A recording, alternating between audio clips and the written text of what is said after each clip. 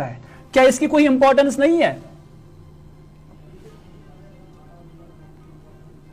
मुद्दे को लेकर कहें तो सब, अगर ये इम्पोर्टेंट आगा रूला के लिए मुद्दा होता तो पार्लियामेंट में उनकी कार्रवाई जो है कारकर्दगी, क्योंकि पार्लियामेंट का इजलास चल रहा था, 20 तारीख को ही पार्लियामेंट का इजलास खत्म हुआ है, तो इस इजलास के दौरान आगा रूला का एक वर्ड अगर निकला हो पार्लियामेंट के अंदर या बाहर, साफ जाहिर है उस पर सवाल कहा जा सकता था कि सियासत नहीं है। फिर वो मीडिया को बता देते कि आप अपनी जिम्मेदारी नहीं निभा रहे हैं। जिस तरह मीडिया को आज बरस पड़े फटकार सुनाने की कोशिश की, इंपॉर्टेंट बताने की बात की। अगर आगा रूला के लिए ये मुद्दा इंपॉर्टेंट होता, सियासत ना होती, तो वो पार्लियामेंट के अंदर सवाल, यूजुअली सवाल पूछ के क्रॉस क्वेश्चन करते, सवाल पूछ के अगर सेटिस्फाई हो जाते ठीक है, नहीं होते तो बाहर निकल के या अंदर ही उस पर एक प्रोटेस्ट दर्ज करते। कहीं न कहीं कुछ तरीके से आगा रूला साहब पार्लियामेंट में इस पर कोई डिसीजन, पार्लियामेंट का इजलास चल रहा है, वो पार्लियामेंट के इजलास के दौरान ही कश्मीर आके प्रोटेस्ट है। और ये प्रोटेस्ट किस लिए करते हैं? आगा रूला को यहाँ समझाना पड़ेगा कि वो अपनी उसी पार्टी में जिसके वो स्टाल बांटे, उस पार्टी को स्टाल बांटे, उसको उन्होंने जो इलेक्शन कैंपेन जो थी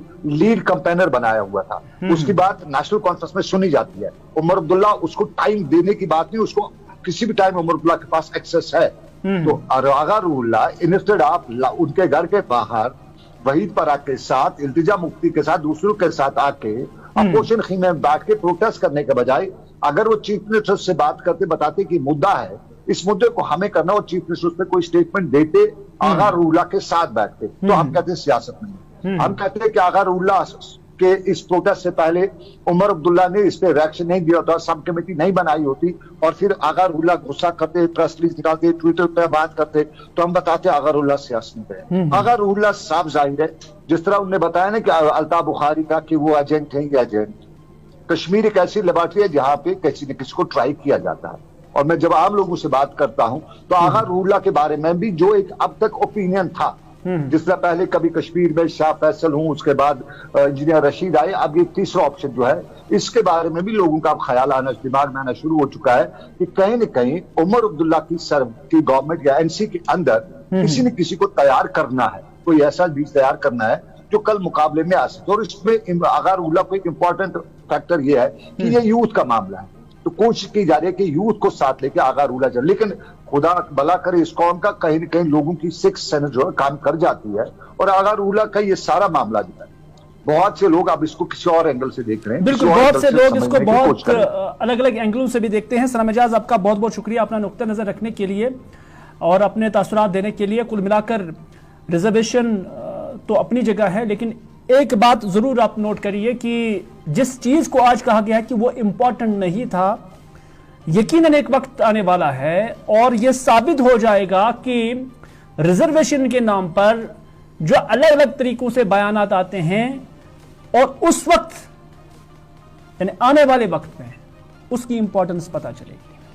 बहरहाल आज आगा सईद रूहुल्लाह साहब कहते हैं कि सिर्फ रिजर्वेशन इंपॉर्टेंट थी, उस हवाले से मीडिया ने एक अच्छी खासी कवरेज, हर किसी मीडिया हाउस ने, चाहे वो इलेक्ट्रॉनिक मीडिया हो, चाहे वो सोशल मीडिया हो, चाहे वो प्रिंट मीडिया हो, हर किसी मीडिया ने उससे अच्छी जगह दी है। लेकिन उसके बाद मीडिया का यह हक बनता था कि उसके जो ऑफशूट्स है और इससे जो अलाइड एक्टिविटीज है, जो सियासत जम्मू कश्मीर के अंदर हो रही है,